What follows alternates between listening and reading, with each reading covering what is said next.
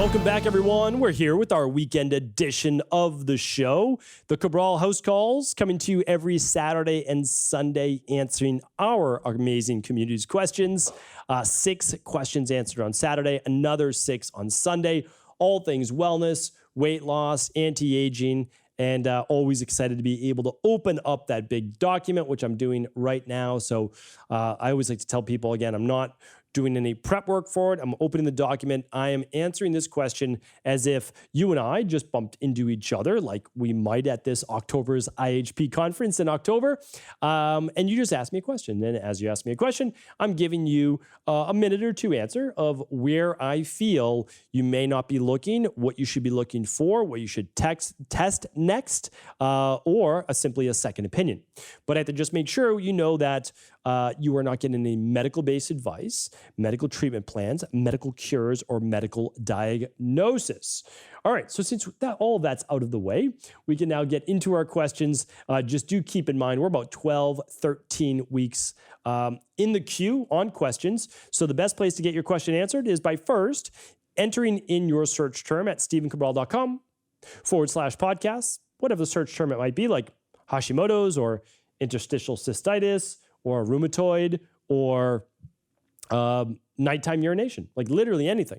And just pop that right in and see what comes up. Listen to the shows. And if you still have a question, ask it at cabralsupportgroup.com. And our amazing team may be able to find a show for you. And then if you're still not able to, because that'll only take one day, meaning like to ask around and to check, then ask it right at the Ask Cabral, and there's no issues with that whatsoever. I'm happy to answer it. I just, of course, hate to have you wait this amount of time, but as I always say, I can only answer so many questions in so much time. All right, so let's head into the first question with Sierra. Sierra says, hello, Dr. Cabral, and thank you so much for everything. You've been such an amazing mentor to my husband and I as we're moving and loving the IHP course. Can't wait for level 2. Oh, I'm happy to hear that, Sierra, and glad to hear you're in IHP. I had my first child 2 years ago in 2019 with no complications during pregnancy. The only complication that I can say is that for a few hours after giving birth, I couldn't urinate on my own, which led to a catheter insertion to empty my bladder. I'm not sure if this can be related, but I've been having this excruciating pain every month for 2 years, about 14 days or so after my period. That basically inhibits me from living a normal life for 2 to 3 days. I can't walk, and if I do, I'm hunched over, holding my lower abdomen where my ovary is, excuse me, due to a constant dull, inflamed pain. Anyhow, I've seen multiple specialists, been to the ER, people telling me everything is normal. You're probably just stressed as a new mom. It's been 2 years, and the only option they're giving me is birth control. I tried it for 6 months and it didn't help, or exploratory surgery. What would you recommend, or what could be the reasons as to what I have going on with the pain? All right. So, one thing that I'm always recommending is that we look at just the foundation, right? So if you're not having any other symptoms, but the only time is during menstruation, or sorry, during your menstrual cycle, yes, but during ovulation that you're having this pain. And I think even inside, because I was just trying to read this quick, I don't know how to pronounce this word, but I know exactly what you're talking about. It's something like Mittelschmerz. And again, I have no idea how to pronounce that medical-based term.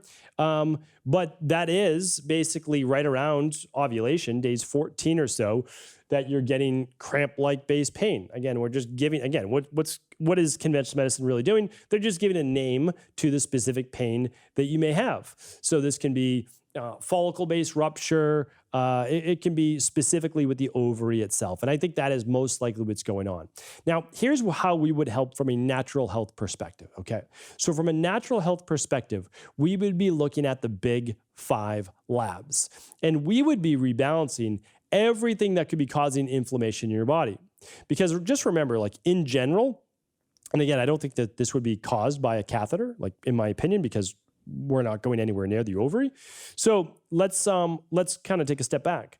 For natural health, what you want to do is what's causing all the inflammation in your body, the root cause, that's then leading to your specific Achilles heel. So for some reason, this is your specific Achilles heel, right? So my Achilles heel is always going back to issues with my Th2 immune system dominance that leads to a lot more mastocytosis and all sorts of like allergy-based symptoms, right? So like that's what I know is like always there, genetics underlying the surface. So that's how I am able to help women or men with specific conditions that don't necessarily directly relate to that ovary. If there's something going on specifically, it's like, well, if you have an autoimmune issue, I don't help your joints if it's rheumatoid arthritis. I don't help your thyroid if it's Hashimoto's. I look at what's causing the potential autoimmune dysfunction, and then I work from there. So hopefully that's helpful. I know you probably want more information than that. I would love to be able to help. But again, I look at the big five, and then, to start, I might do something like magnesium, daily foundational protocol level 2. I would do potentially proteolytic enzymes, and a third would be Inflammasoothe. So, but again, I would rather lab test first and find out what the imbalances are than kind of just put on a protocol. All right. So hopefully that's helpful. All right. Alicia is up next. Hi, Dr. Rawl. Thank you for your amazing work. I hope you can help me with my gut question. I've been dealing with gut issues for a while. I took probiotics daily, and it wasn't until I found your podcast and learned that with people like me, probiotics may make things worse. I stopped taking probiotics and I noticed less bloating. However, my mood dropped down significantly. I understand the gut-brain connection, and I know I need to heal my gut to feel mentally happy too. Taking probiotics daily helped me stay happy and positive, but I noticed a big shift in mood when I don't take them. I feel depressed. I'm currently on Parasupport protocol. Next will be the CBO protocol. Any advice for me during my protocols? Should I suck it up for a bit and still avoid probiotics for a while, or should I start taking probiotics again and along with Parasupport? Maybe just sacrifice polarity. Any advice would be appreciated. Thank you for all that you do. All right, Alicia, happy to help. So here's the answer. You need probiotics. There's no doubt about it. And the reason why some people do better with probiotics is because they have a slower gut motility, so they build up more bacteria in their gut, and so probiotics doesn't help with that. Or they have an imbalance of bacteria in their gut, and they're adding more of the bacteria that they may already have in their gut. So what we typically do is just what you're doing right now, which is the CBO protocol. So you're doing Parasupport first. By the way, you wrote this in at the end of April. Well, we're into what? End of July right now? No, we are August 6th is today. So again, we're 3 months out. So you just follow the CBO protocol. So the CBO protocol introduces probiotics the way that they're meant to be introduced in the intestines. So you do the CBO protocol, you rebalance your gut. You might already be good by now, to be honest with you, because we actually layer them in. So we go the Saccharomyces boulardii, the dairy-free Lactobacillus acidophilus, and then we move to the clean gut probiotic, and then you go to the daily probiotic support. So I'm assuming by now you're probably deep into the CBO protocol and you're probably doing well, but that's exactly what I would do. All right, it's exactly what I would do. All right, and then if you're still not good after everything, including the CBO finisher, then you run the bacteria and parasite stool test, and you figure out exactly what bacteria are high and which ones are low, and you add in the ones that are low. All right, so hopefully that's helpful. Darren's up next. Good day, Dr. Rawl. I don't know if a trigger warning is needed prior to this question, but is semen retention something that's actually beneficial for men? That is going days, weeks, or even months with intentionally minimizing ejaculating, usually done by either abstention, stopping intercourse, or self-pleasure before the point of ejaculation, or learning how to climax without ejaculating. While I'm seeing many anecdotal benefits, I understand some in Ayurveda say that it's, and again, I can't pronounce that word, which is healthy suppression. I know you usually have a more balanced approach. We'll appreciate your take on this. All right, so I've actually answered this question 2 or 3 times in the podcast. I don't know what I would written it under, because I usually just write in what people are asking in their question so they can use their own keyword. So let's just see here. And by the way, as long as it's a health-based question, people know that they can listen to this show with their children, that there is absolutely no profanity in the show. If someone wrote in profanity, I take it out. If there was ever an interview with profanity, I take it out. But I always like to make sure that it's for the whole family. However, I do want you to know that it is adult topics, right? It's about health. Well, 1373 was on male ejaculation, but there is a show on this, but let me just give you the short answer and then we'll try to find a longer one. Okay, so in Ayurvedic medicine, they know that the more that a male, not a female, but the more that a male has an ejaculation, the more the male will actually become more run down. And with modern day science, we actually know why. So it produces excitatory hormones and neurotransmitters when a male especially has ejaculation. One of those is dopamine. Okay, so this is very interesting because it's why the Vata body type is said they should only, for overall good health, and we're talking about as they get into their later years, consider whatever you want to consider later years, in ejaculation once a month. Now, that doesn't mean that you can't have sex more often, but what it's saying is don't ejaculate more than once a month for a Vata body type. I think that might be extreme for many people, but it's at least what Ayurveda recommends. For a Pitta body type, it would be once to twice a month, so every week to 2 weeks. And for a Kapha body type, believe it or not, it is daily or multiple times per week. And why do they say that? Well, keep in mind, Vatas are going to produce the most stress hormones, typically anxiety, etc. Pitta in the middle, but they produce large amounts of dopamine. And then the Kapha, though, more serotonin, more relaxed, typically neurotransmitters, not the excitatory ones. So what I would say if anyone is dealing with brain fog, fatigue, chronic fatigue, fibromyalgia, anything where the body's feeling weakened, more of a catabolic state, again, having sexual intercourse, nothing wrong with that, just not coming to the point of actually ejaculating where then you might get some of the downsides of that. Again, if you're a healthy individual, you continue to do as you like, and I think all will be good as long as, again, everything in life is about balance. The more run down you are, the more run down you'll be with actually ejaculating. The reason is that you're also giving out more of your energy. And I think that's important to look at that as well. So this is for men. You can look into Tantra, you can look into all sorts of different things, which goes deeper into this, but hopefully that's a good place to get started. That's typically what I give for recommendations when asked by my clients. All right, Melissa is up next. Day 2, very nauseous. Took day off, did just dry brushing, Epsom salt bath, mixed with sea salt and lemon, supposed to be a natural Gatorade. Oh, okay, you drank that, yes. I did sweat, so that's good. Unfortunately, lost this as well. Suggestions for nausea. All right, so I'm assuming you're doing the functional medicine detox. Really important, though, that we ask these questions either at support at equa.life or cabralsupportgroup.com. It does say right on the Ask Cabral page that these questions won't be answered for a minimum of 8 weeks. I just really want to say this to people. And the reason is that I don't want to disappoint you in thinking you're going to get this answered right away. It's just not. It's not fine print. It actually says more than 8 weeks. All right. So for some people, the very first time they do a functional medicine detox, it's not a lot, but some people feel nauseous. So the best thing that you can do is turn your daily nutritional support and water to a smoothie instead.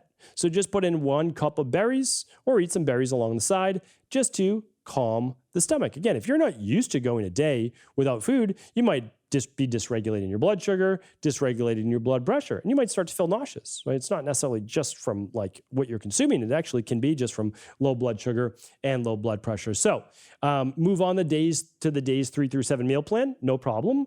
Or simply have some berries mixed up with your shake like a smoothie, or just on the side, and that would be totally acceptable as well, because you're not going to be doing harm. Would I love for you in the future to do exactly as is? Sure. But like, keep in mind, you're going to get there, right? This is your first functional medicine detox. You'll get there for sure. All right. Next question is from Francesca. Hi, Dr. Cabral. I'm a type 1 diabetic, female and 24 years old. When I was 20 years old, I started restrictive eating and my weight dropped significantly over the course of a year, and did my estrogen levels as well. At that point, I was put on hormone replacement therapy and given doses of estradiol, progesterone. I also began eating disorder recovery. 3 years later, I have put on 50 pounds while still needing to eat very restrictive. My metabolism is very low, and most concerningly, I'm experiencing blood sugars above 500 every day. My question is, what exactly breaks a fast? I believe the hormone replacement therapy and eating disorder recovery has caused insulin resistance and causes me to take insulin even when in a fasted state. Is the insulin itself breaking a fast? There are a lot of studies that interchange the action of eating with the action of insulin secretion, but because I'm a diabetic, one does not automatically follow the other. I just began taking Triphala and noticed it has lowered blood glucose, but again, is this a fix to lowering insulin needs, or is this essentially processing the same benefit as insulin and furthering fat deposits? Your past podcasts on fasting suggest a lot of things that cause a glucose spike that will break a fast, but does not truly define if it's the insulin causing the fast break. Thanks. Okay, totally understand. It is not insulin necessarily causing the break in a fast, all right? So it's only one factor. So if there's an elevated level of glucose in your blood, it's difficult to get the full benefits of autophagy, which is really what most people are talking about, or fat burning when they talk about like wanting the benefits of a fast, right? So when most people are talking about fasting, I'm doing an intermittent fast, I would just say, hey, why are you doing an intermittent fast? Like for me, I'm doing it for health reasons. I'm doing it for autophagy, to try to kill pathogens in my body before they begin to multiply. Okay, that's my goal. Okay, that's my goal for balancing overall hormone levels, inflammation, healthy levels of inflammation, and so much more.